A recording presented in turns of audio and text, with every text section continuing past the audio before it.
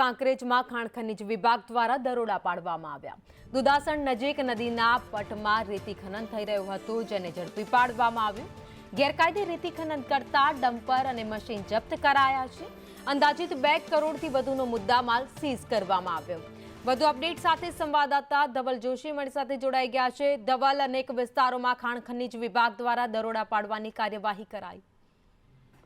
ભાવિની ચોક્કસથી કાંકરેજના દુધાસણ નજીક બનાસ નદીના પટમાંથી ખાણ ખનીજ વિભાગે દરોડા પાડીને ગેરકાયદેસર રીતે થતું રેતીનું ખનન છે તે ઝડપી પાડ્યું છે। મહત્વની વાત છે કે જે પ્રકારે ખાણ ખનીજ વિભાગ દુધાસણ ગામના નદીના પટમાં પહોંચ્યું ત્યારે 4 ડમ્પર અને 1 હિટાચી છે કે જે ગેરકાયદેસર રીતે રેતીનું ખનન કરતા ઝડપાઈ ચૂક્યા છે।